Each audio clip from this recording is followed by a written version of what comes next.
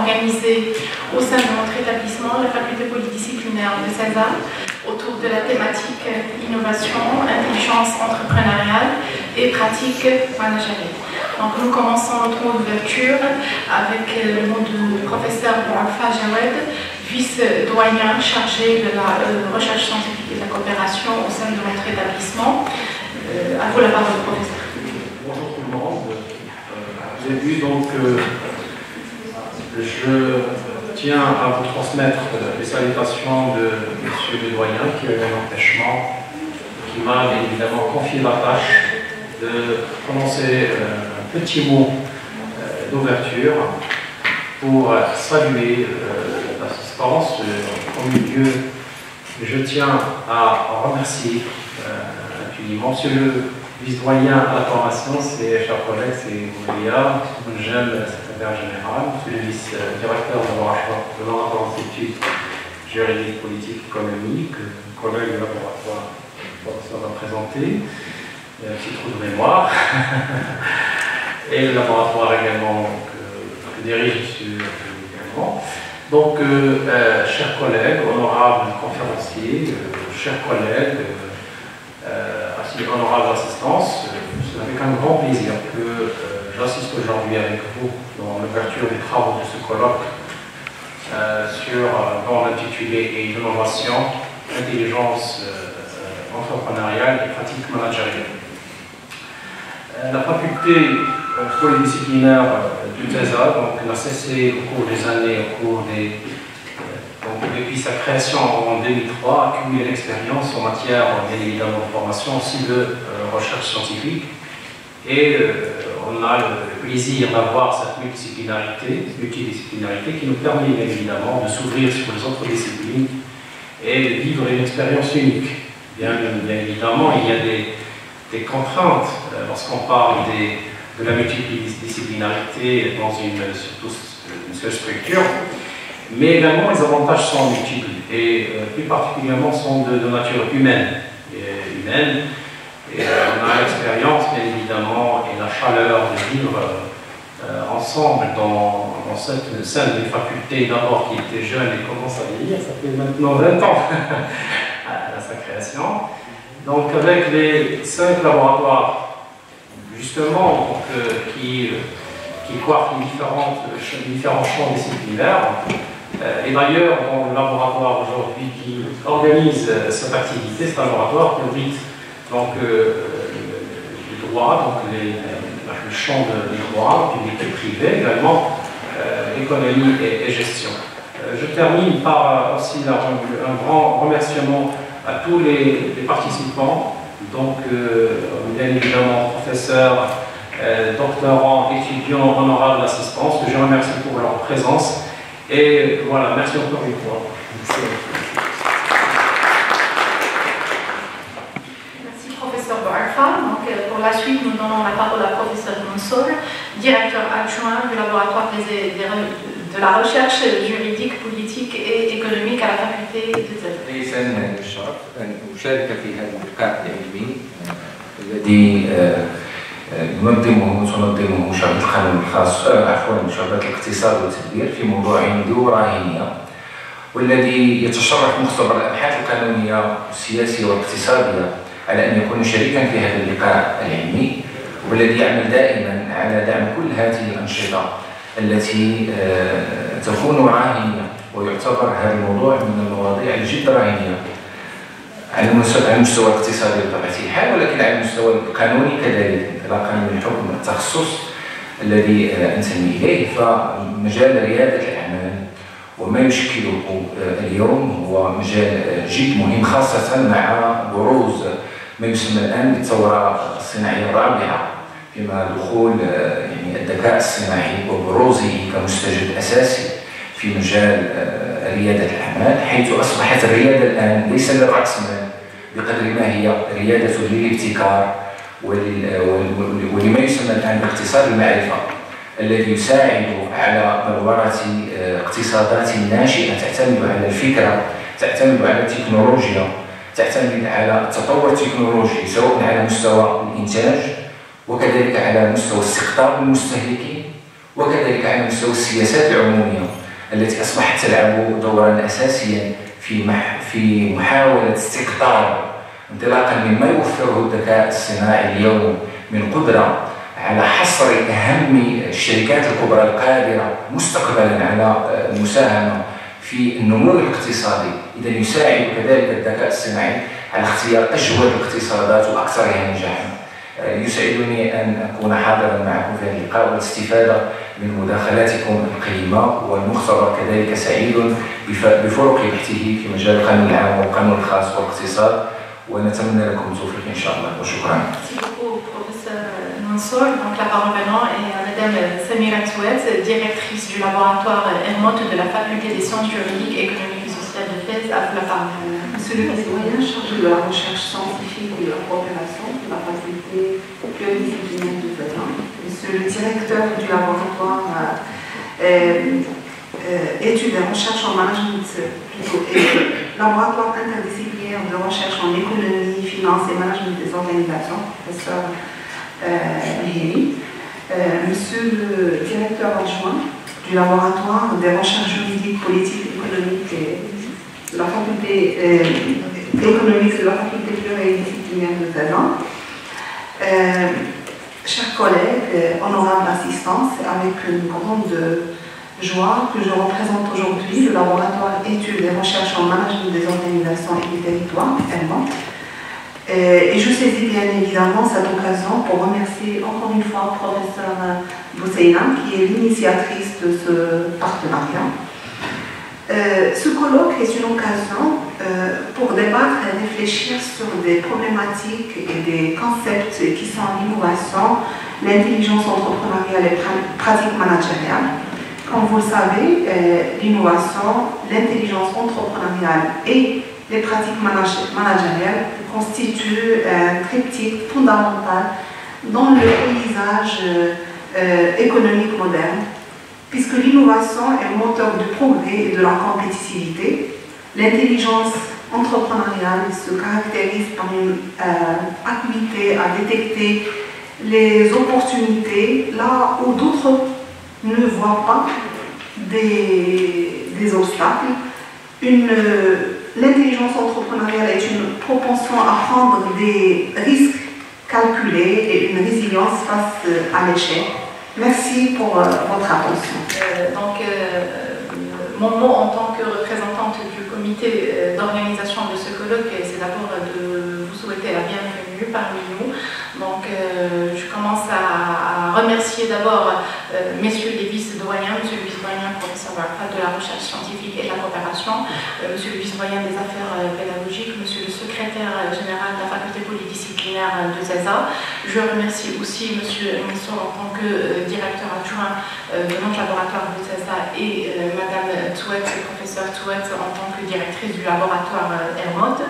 Donc, on vous souhaite en tant que comité d'organisation la bienvenue ici au sein de la faculté polydisciplinaire de CESA en vue de débattre une thématique qui touche et qui tourne autour de trois concepts clés qui sont toujours d'actualité dans nos débats, dans nos recherches scientifiques, académiques et aussi dans le monde professionnel, à savoir l'innovation, l'intelligence entrepreneuriale et les pratiques managériales. Nous sommes réunis aujourd'hui ici en tant que membres de communauté de chercheurs pour explorer effectivement des idées dans ce sens, pour s'échanger aussi des pratiques et aussi des perceptions sur la thématique qui concerne aussi bien les individus, les organisations et le pays tout entier. On vous remercie, chère audience, pour votre attention. Nous mettons fin à ce mot d'ouverture présenté par nos chers professeurs et nous déclarons juste après immédiatement l'ouverture de la conférence plénière animée par professeur Hiri et professeur Diani, que j'invite chaleureusement à venir prendre place, et merci à vous encore. Je donne la parole à mes chers professeurs. Et nous allons commencer par le professeur Hiri, rappelant qu'il est professeur enseignant à la faculté des sciences juridiques, économiques et sociales, directeur du laboratoire interdisciplinaire de recherche en économie, finance et management des organisations à la faculté des sciences juridiques, économiques et sociales de Fès, qui va intervenir bien évidemment sur différents aspects liés à la thématique de notre colloque.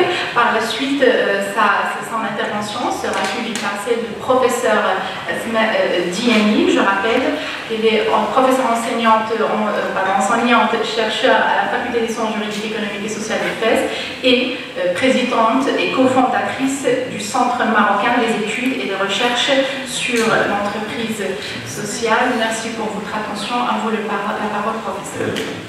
Aujourd'hui, on va se prononcer sur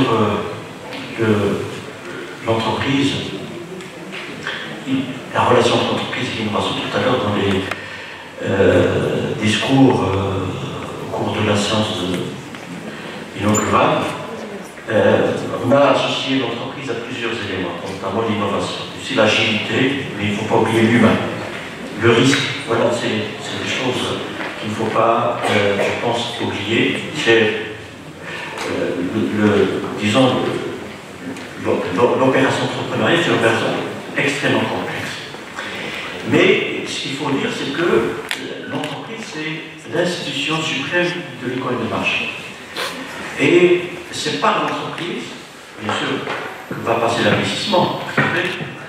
Cette élection est la seule garantie pour la pérennité de l'entreprise et donc pour la croissance et pour le progrès socio-économique du pays. Merci de m'avoir écouté. Je tiens absolument à vous remercier vous-même en tant que représentant du comité d'organisation, à remercier Monsieur le doyen, Monsieur le vice-doyen Céjoël de nous avoir associés à cette belle rencontre. Et je vous félicite en fait d'avoir choisi de creuser ce triptyque conceptuel fort important, déterminant dans le champ de l'entrepreneuriat. Comme l'a dit mon cher collègue professeur Nieri, on a eu un petit colloque où on a essayé un petit peu de coordonner sur un peu quels aspects vont être traités par lui-même et à mon niveau. Lui s'occupant un petit peu de brosser le tableau un peu écosystémique et avec une perspective macro qui le caractérise et le distingue. Et moi-même, en mettant à profit un peu, ce sera plus un témoignage, mettant à profit à la fois mes travaux en tant que chercheur dans le champ de l'entrepreneuriat et mes interventions de terrain en tant que structure, représentant d'une structure qui fait de l'incubation et accélération sociale, et puis en tant aussi que coordinatrice de plusieurs projets européens, projet de coopération internationale en relation avec l'éducation et l'entrepreneuriat. Donc, ce sont ces réflexions en fait issues de d'un petit peu de ces différentes casquettes que je vais partager avec vous aujourd'hui. Et pour aborder ces concepts, je vais d'abord les aborder isolément et puis de manière construite, ensemble. Et la passion, c'est à la fois celle de l'entrepreneur, de l'organisation et du territoire. Merci. Donc je réitère mes remerciements à professeur Diani, également à professeur Liri pour leur intervention. On va bien évidemment ouvrir le débat aux questions. Nous sommes à votre écoute pour vos interventions, vos questions, vos échanges qui sont les bienvenus. Donc je laisse la parole à mes professeurs pour démarrer. Voilà, à votre écoute. Alors, ma question est simple, elle s'adresse à Mme Diani. Vous avez beaucoup parlé de mindset, et moi je vais revenir vers ça, c'est-à-dire de votre expérience, parce que oui, on voudrait changer les choses, oui, mais après je sais que vous avez une très grande expérience dans le terrain.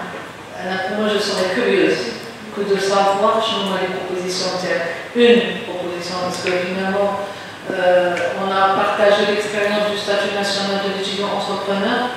Et c'était sur 4 ans. Et on a sensibilisé presque 200 à 150 par an de projets, sans oublier les autres appels à projets que la Cité de l'innovation avait lancé. Et finalement, au niveau de l'aboutissement, on aboutit à 4, 5, 6 entreprises qui voilà, certaines entreprises, certains étudiants porteurs du projet qui résistent. Et finalement, bon, le financement ne manque pas. On le sait, l'État est là, les mécanismes sont là, et pourtant, voilà, on se pose la question, qu'est-ce qui ne va pas, et qu'est-ce qu'on pourrait faire surtout pour que, bien sûr, cet entrepreneuriat réussisse au Maroc. Merci. Mon commentaire, c'est justement fait lier en fait au problème de... Parce que quand on souhaite en fait chercher un résultat, on attend un résultat, il va falloir remonter dans le processus en fait qui forme, ou bien qui intervient dans la formation de ce résultat-là. Et je dirais, il faut qu'on se pose la question sur comment on forme avec l'esprit entrepreneurial. Et moi, je vais aller un peu plus loin en disant attendre le niveau universitaire pour former à l'esprit entrepreneurial. Moi, j'ai pas de question, c'est plutôt une réflexion que je voudrais partager avec vous. C'est-à-dire que M. Guéry a dit que le moteur d'une économie ou le leitmotiv d'une économie, c'est vraiment le secteur industriel. Et certes, le Maroc est inscrit dans cette dynamique, mais moi, à mon sens, surtout quand on parle d'innovation, d'entrepreneuriat, c'est-à-dire qu'il ne faut pas rester vraiment sur le secteur industriel. Et surtout quand on parle d'industrie, on associe souvent à l'invention. Et l'invention, bien sûr, ce n'est pas vraiment l'innovation. Ça aussi, c'est de l'amalgame, parce que quand on parle d'innovation, et d'ailleurs, vous l'avez bien éclairé, ce point. Et moi, j'ai été sollicitée sur peut-être la question du mindset, de l'éducation entrepreneuriat. Alors moi, ce que j'ai envie de dire, je vais commencer en dehors du mindset, j'ai envie de vous dire que l'entrepreneuriat, en fait, quand on parle de développer l'entrepreneuriat ou l'esprit entrepreneurial, on n'est pas en train de parler de création d'entreprise. Mais on est en train de parler d'un mindset que je pourrais développer étant enseignant-chercheur. Dans mon métier d'enseignant-chercheur, je suis entrepreneur. Et on peut nous-mêmes caractériser des enseignants comme étant des entrepreneurs et d'autres qui ne le sont pas. C'est-à-dire qu'en fait, cet espace de liberté dont j'ai parlé tout à l'heure, il y en a qui l'exploitent et il y en a qui ne l'exploitent pas. Je peux choisir pour animer un cours, de faire un cours classique avec un PowerPoint projeté derrière et puis je lis mes slides et de temps en temps je développe les slides et c'est tout. Comme je veux. Je peux ne pas le faire. Et je ne le fais pas. Moi, j'enseigne dans une faculté d'accès ouvert et j'innove pédagogiquement. Je peux projeter des films, des documentaires. Je ne travaille pas avec les PowerPoint, jamais. Je travaille avec des cartes mentales. Moi, mes étudiants, ils sortent avec une carte mentale du cours. Et j'ai remarqué aussi, empathie oblige, que mes étudiants, ils ont un problème avec les examens. Donc, en fait, j'ai essayé de dire, l'examen pour mes étudiants, c'est un monstre. J'ai beau leur dire qu'il faut focaliser sur la formation et non pas sur l'examen. Ils ne m'écoutent pas. Comment leur faire admettre que la formation est plus importante que l'examen? Donc le sort de cette séance plénière dépend de ce que je vais dire pour terminer, parce qu'il y a des intervenants qui attendent leur tour. Je ne vais pas prendre beaucoup de temps, très rapidement. La culture d'entreprise, il faut qu'elle soit inculquée, il faut qu'elle se développe dès les premières années de l'école. Ça, tout le monde le sait. Mais comment? C'est ça la question. Comment? Deuxièmement, l'industrie. Alors l'industrie comme locomotive, ça c'est sur le plan macroéconomique. C'est-à-dire que pousser l'économie vers l'avant, parce qu'on ne peut pas développer l'industrie entrepreneuriale dans une économie qui est à terre. Et tout le monde le sait, c'est pas, parce que je dis l'industrie, c'est le cœur battant. Parce que pas d'industrie, pas d'agriculture intensive. Donc ça, mais l'innovation, on le sait, l'innovation c'est tous les aspects de l'innovation. Innovation de produits, de procédés, sur le managérial. Alors, troisièmement, quel est le problème? Je crois que c'est la question. Je crois qu'il y a le processus, il y a le marché. Lorsque je détruis la classe moyenne, ici je porte la casquette d'un économiste, lorsque je détruis la classe moyenne, est-ce que l'entreprise va réussir? Donc, juste après et immédiatement et assez rapidement possible, on va démarrer le premier atelier avec nos chers intervenants sous la modération des professeurs Demande Moulin et professeur Chiboun Mounier. Bonjour. Alors, je suis ravie de prendre part aux travaux de ce colloque international et je suis aussi honorée par cette invitation afin de modérer cet atelier ou bien cette session.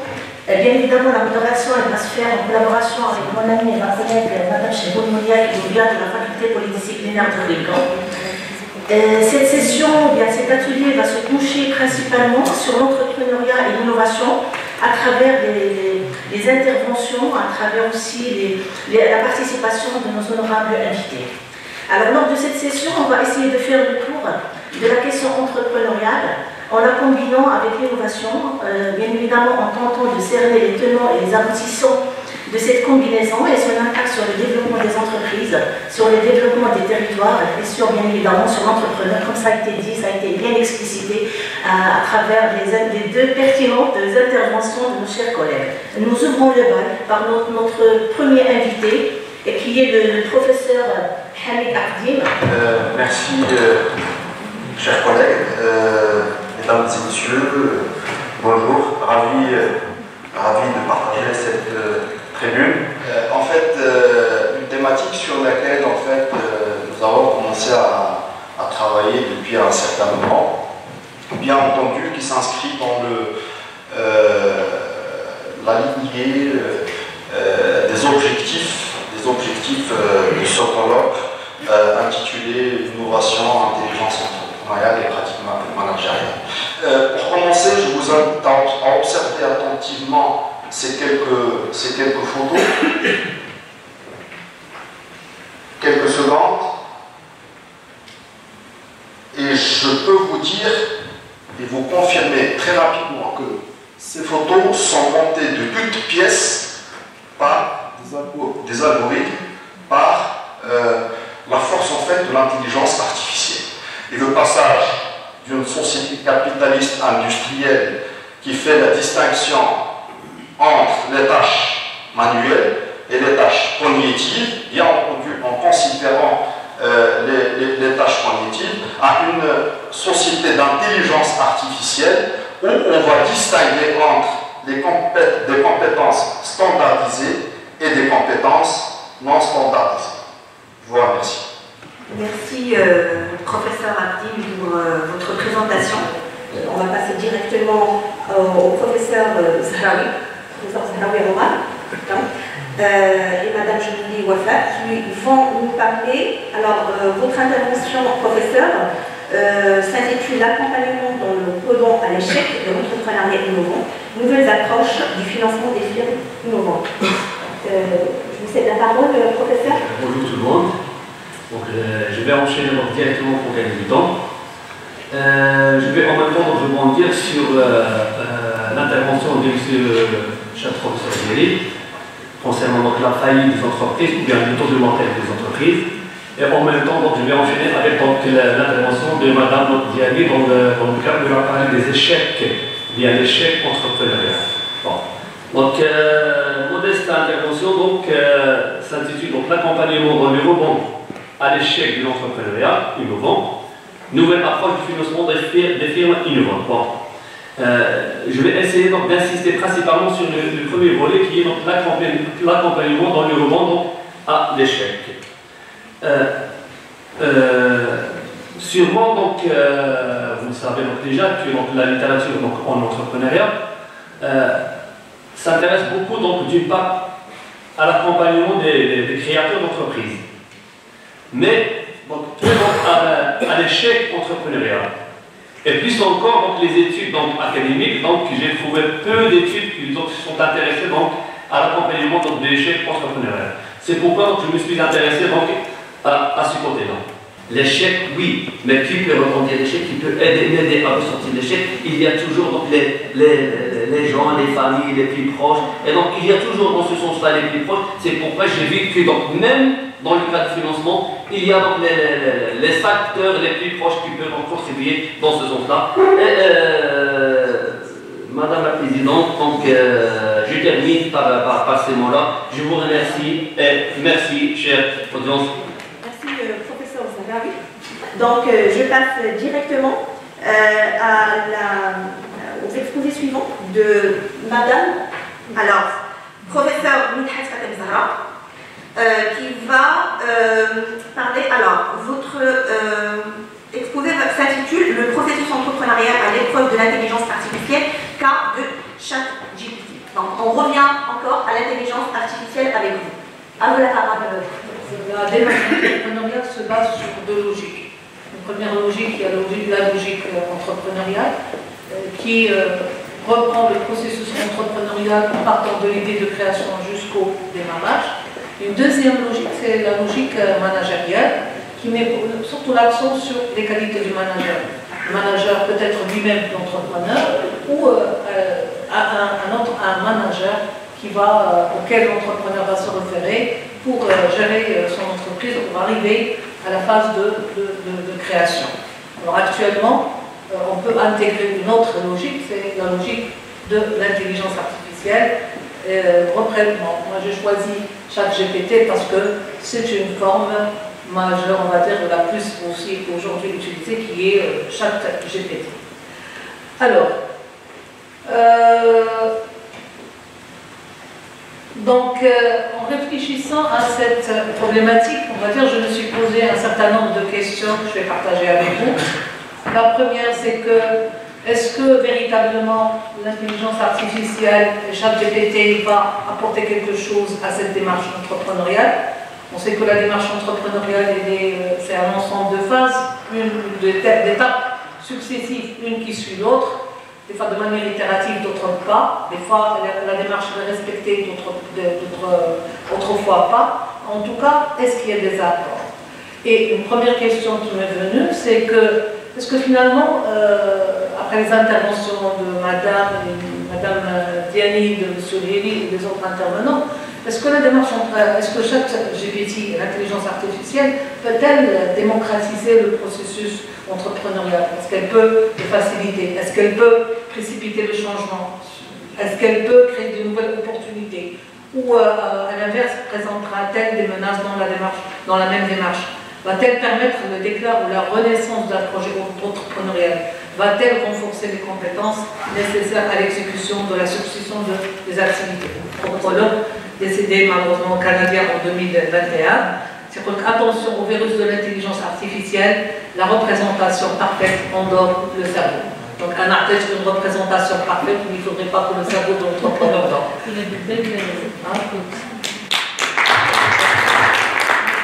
Alors, merci, professeur Madame Midhat. Je crois qu'à travers votre présentation, tout le monde va tomber amoureux de ChatGPT. Et on apprend des choses. Personnellement, j'apprends des choses. Je passe la parole à ma chère collègue. Merci beaucoup, chère amie et collègue Madame Mignon. Alors, dans la même continuité des idées, il y a à côté de moi ma chère amie, sœur et collègue Madame Najidi, qui va partager avec nous les fruits de son travail de recherche qui porte sur l'analyse des conditions institutionnelles et historiques d'émergence de l'entrepreneur marocain. Salam alaikum, bismillahirrahmanirrahim, wa salatu wassalam ala ashrafil mursalin. Alors, je tiens tout d'abord à remercier le comité d'organisation pour les événements afin d'organiser cette manifestation scientifique. Alors, comme l'intitulé de notre papier l'indique, en fait, notre objectif consiste à restituer les principaux changements de l'économie marocaine. L'angle d'analyse concernera l'entrepreneur marocain. Autrement dit, notre intention serait de montrer les différentes positions prises par l'entrepreneur marocain dans la sphère économique.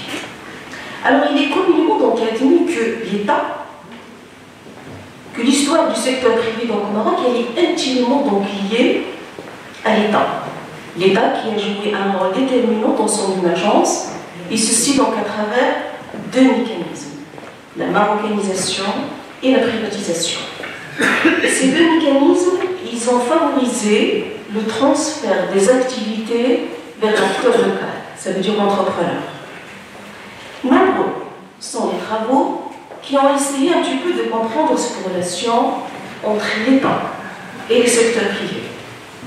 Le schéma explicatif oscille entre une dépendance totale envers le pouvoir central et l'émergence d'un nouveau acteur, à savoir l'entrepreneur, comme une nouvelle catégorie sociale bénéficiant d'une autonomie économique. Ce que nous allons montrer donc ici, c'est qu'en fait, il existe une position intermédiaire entre ces deux lectures extrêmes. Donc le Maroc aujourd'hui, il est très bien positionné et malheureusement, heureusement, les projets d'infrastructure réalisés ces 20 dernières années ont permis un renforcement de l'économie nationale et ont renforcé la résilience de l'économie nationale de telle sorte qu'on a réalisé un taux record de croissance en 2021, une période de la crise de 7,9%, jamais réalisé depuis 20 ans. Mais malheureusement, juste une année après, on est passé à 1,3 et par la suite, d'après le projet de loi de finances, on espère atteindre, le projet de loi de finances 2024, on espère atteindre 3,4. 3,2 millions de Marocains sont basculés vers le seuil de la pauvreté, d'après le dernier rapport Indicateurs sociaux au Maroc 2023. La vulnérabilité est passée de 7 à 10%. Le taux de chômage est passé, c'est très important, qui a un rapport avec l'entrepreneuriat, est passé de 11,4 à 13,5% cette dernière année, notre dernier trimestre de 2023. Quoique le volume d'investissement au Maroc, surtout l'investissement public, est passé de 167,3 milliards de dirhams en 2011 à 300 milliards de dirhams en 2023 et bientôt, d'après le projet de loi de finances, 335. Donc il y a une évolution des investissements publics. Mais en contrepartie, 10 Marocains accaparent 60% de la richesse nationale. 50% des Marocains partagent uniquement 5% de la richesse. Cette région contribue ensemble à la création de 32,5 d'agriculture, alors que 3 régions seulement contribuent à presque 60% de la richesse nationale.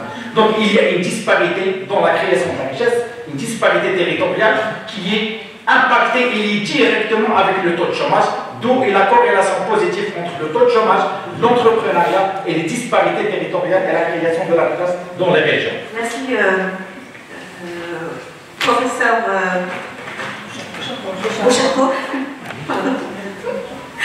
Sofiane. Alors que je vais passer la parole à la salle. Donc on va ouvrir le débat. S'il y a des questions, on va dire des réflexions, des échanges. L'échec شنو هو؟ l'échec هو واحد الميثود ناتشورال دابونتيساج. الدراري الصغار ملي شاد واحد الدراري سخون ما غاديش يعرف بلي راه سخون من البداية. دونك l'échec il faut l'accepter. يديك سبب كان كيقول لك هذه سي اون مالادي فرونسيز. شنو هي المالادي فرونسيز؟ هي لانتوليرونس دو l'échec. كاين لي زيكس كولوني فرانكوفون داكشي اللي كيexpliquer l'évolution des marchés financiers au niveau mondial. Les marchés financiers sont beaucoup plus développés que les ex-colonies de la Grande-Bretagne, alors que ceux qui sont moins développés que les ex-colonies hispano-francophones, les mêmes. Donc Idrissa Benach l'échec est un diplôme. Et si vous n'avez pas ce diplôme, n'essayez pas de faire quelque chose de nouveau, parce que quelque chose de nouveau, ça ne marche pas les premiers temps. Je parle en tant que directeur de la plateforme des jeunes de Angers, on travaille avec l'INDH. Le jeune, il doit avoir des contraintes. Avec l'innovateur, l'entrepreneur, déjà la société me fait le mélange. Il a dit que ça, il y a le système éducatif, il y a une préscolaire, là, il y a des choses, il y a des choses. هنا في المغرب الا ما داش الباك صافي راه حياته وقفات alors que l'échec خلي يمشي يدير شي حاجه اخرى فهمت دونك l'échec هو هذاك لو موتور ديال لونتربرونور راه لونتربرونور انا كيجيو عندنا لاكومبانيمون ملي يقول لي درت فاليت هذاك هو اللي كيمشي يخدم احسن باسكو تعلم شي حوايج احسن من هذاك لو جون ديبلومي اللي مازال ما عرفش المارشي كيفاش كيخدم ما عرفش. Alors moi je réagirais pratiquement à toutes les interventions pour prouver que j'ai été attentive. Par rapport à la question de l'intelligence artificielle, je félicite mon collègue d'avoir justement attaché les deux concepts, celui de l'intelligence artificielle avec l'entrepreneuriat, vous l'avez abordé différemment. J'ai une première question, sans faire de détour, sur l'intervention, par rapport à l'intervention de M. Hardin, relative à la question de l'appropriation. Parce que l'intelligence artificielle, passer de l'intelligence artificielle à l'entrepreneuriat, il y a une case, qui est la case en fait de l'appropriation. Et je crois que l'appropriation comporte, autant elle peut se faire aisément, facilement et positivement, autant elle peut se faire aussi de manière pervertie.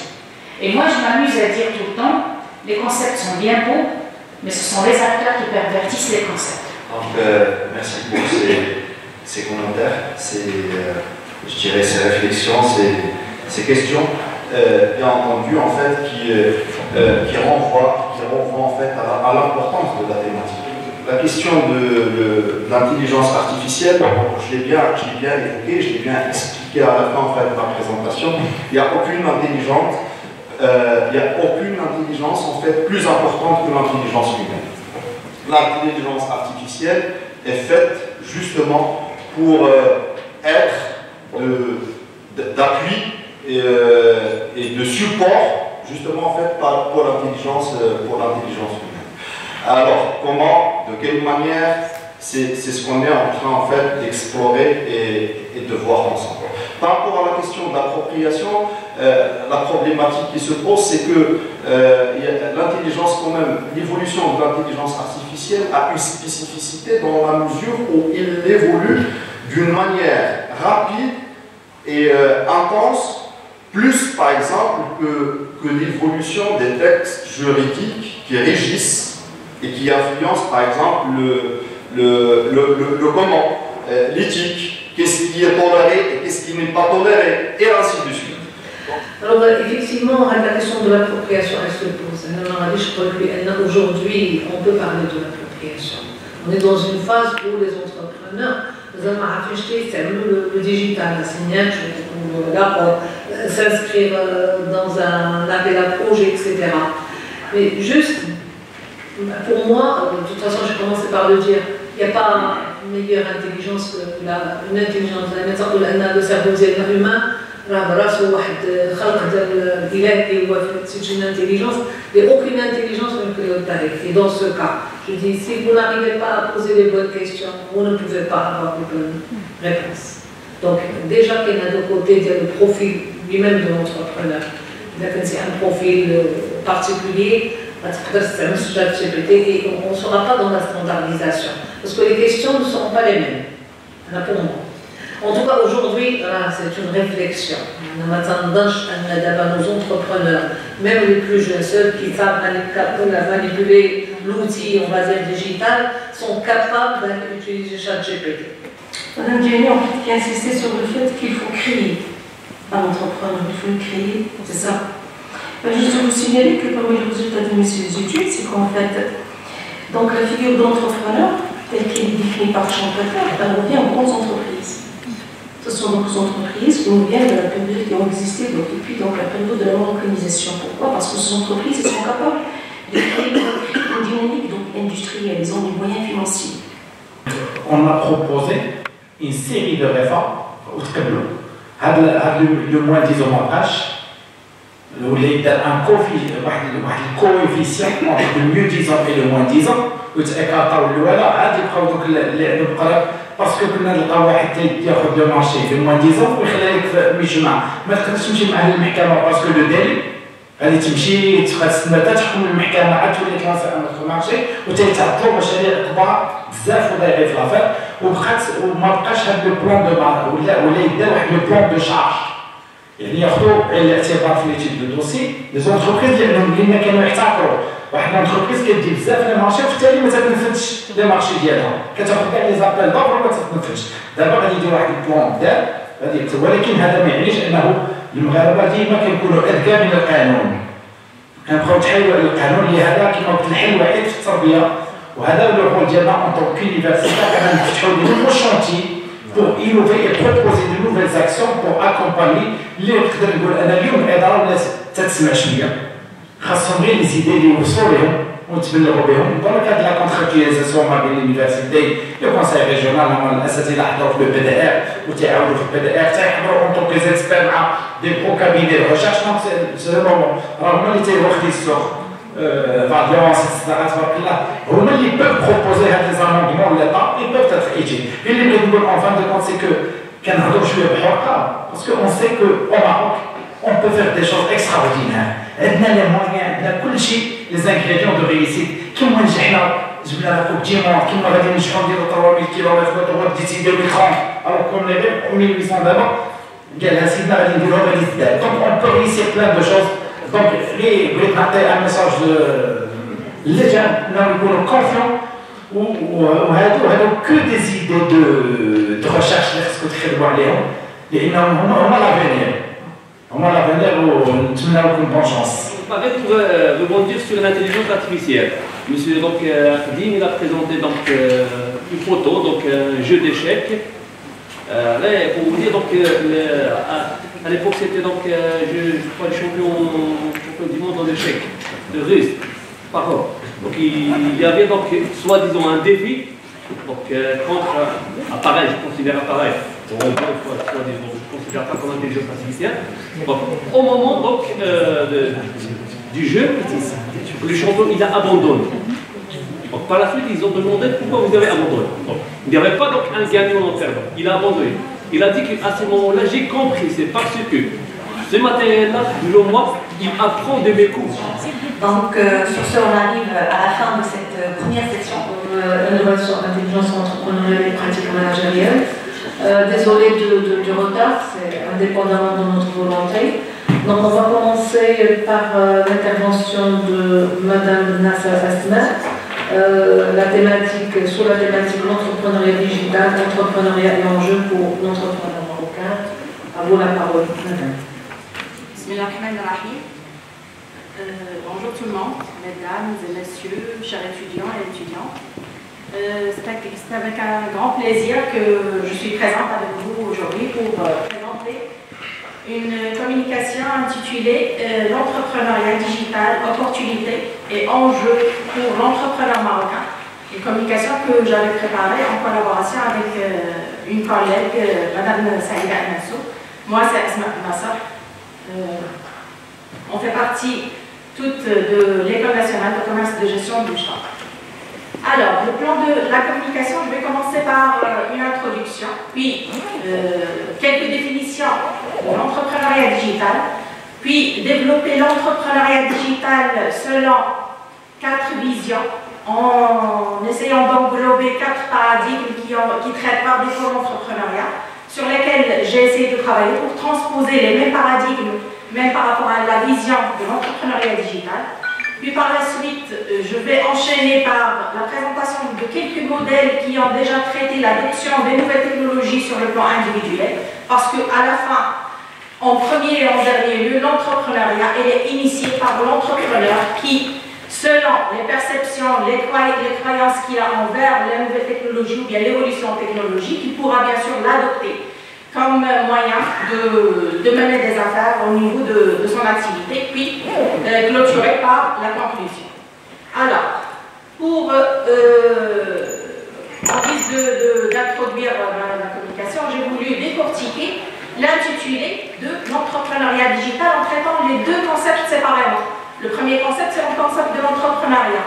La façon la plus facile pour définir l'entrepreneuriat, c'est une activité qui a pour objectif la création de richesses. Comment la création de richesses? C'est la définition admise par pas mal d'auteurs, bien par plusieurs auteurs intéressés par l'entrepreneuriat, c'est la création de la valeur ajoutée. Comment? C'est à travers la création des activités qui pourront par la suite mettre sur le marché des produits et des services qui seront par la suite commercialisés. Puis le chiffre d'affaires réalisé par une entreprise servira par la suite à clôturer ou bien à engendrer un effet d'interdépendance entre ce qui se passe au niveau de l'entreprise avec ce qui se passe au niveau du marché. Je vous remercie pour votre attention. C'est beaucoup, madame. Je suis désolée parce qu'on a, c'est pas grave. Il y a un retard énorme et que... C'est pas grave. Merci beaucoup. Merci pour votre attention. Je donne la parole au deuxième intervenant. Notre communication sera sur, non pas les facteurs de succès, mais comprendre les facteurs de succès des projets de crowdfunding immobilier. العربية سي الولايات السكنية ولا التعاونيات السكنية. Donc notre communication, on va le plan suivant. Je commence tout d'abord par le contexte. Le crowdfunding, c'est un mode de financement par Internet qui se fait à travers des plateformes en ligne où une foule, c'est le mot crowd, c'est la foule, participe au financement d'un projet présenté en ligne. Il y a plusieurs plateformes de financement comme Kiva, Kickstarter, Indiegogo. Et le Maroc vient d'adopter le projet de loi de finances, le projet de loi régissant l'activité de crowdfunding. Donc, il y a plusieurs définitions du crowdfunding. Généralement, c'est un appel public des fonds où un porteur de projet demande à une foule de participer soit par donation ou par prêt ou par participation à son projet. Ce qui nous intéresse, c'est le caractère social du crowdfunding. Et du moment que le crowdfunding est un phénomène social, il faut l'étudier parce que c'est le fruit des interactions sociales. Donc on adopte la définition que le crowdfunding est la transposition moderne d'un phénomène ancien qui est la souscription publique. Et ce phénomène, on le trouve partout dans le monde. Ce jour, nous sommes à Taza, il y a une pratique connue sous le nom de Twiza. Twiza, c'est un ensemble d'une communauté qui se réunit pour rendre service aux autres membres de la même organisation. Votre sujet est très intéressant parce que franchement, c'est une étude particulière qui stimule une forme de curiosité parce qu'elle traite d'une thématique assez particulière. Je vous remercie. Désolée pour la faute. Mademoiselle Yousra, la parole. Bonjour tout le monde. Ma modeste intervention portera sur l'entrepreneuriat comme vecteur du développement territorial. L'objectif de notre recherche est d'appréhender la relation entre l'entrepreneuriat et le développement régional, percevoir les modalités de promotion de l'entrepreneuriat au niveau régional et expliquer le rôle que joue l'entrepreneuriat dans le développement régional. La méthodologie que nous avons suivie, c'est une approche exploratoire qui se base sur l'analyse des données secondaires, à savoir les données qui ont relation avec les études déjà menées dans le domaine du cadre conceptuel et aussi les modalités de promotion de l'entrepreneuriat. Nous avons également étudié les données secondaires des rapports d'activité du Centre régional d'investissement Place en Classe, que nous allons détailler par la suite. Nous allons mettre le point sur les modalités de promotion de l'entrepreneuriat au niveau régional, pour ensuite zoomer sur le rôle de l'entrepreneuriat dans le développement régional. Donc l'entrepreneuriat est considéré comme une approche multidimensionnelle dans la mesure où il traite plusieurs domaines. Et donc si on prend les niveaux d'analyse que Fayol a mis en place, on peut dire que l'entrepreneuriat est considéré comme une approche en tant qu'objet de recherche qui s'intéresse à des comportements individuels et organisationnels. L'entrepreneuriat en tant que domaine d'enseignement qui s'intéresse à des concepts d'entreprendre. Et l'entrepreneuriat en tant que phénomène économique et social qui s'intéresse à des effets et à des résultats pour la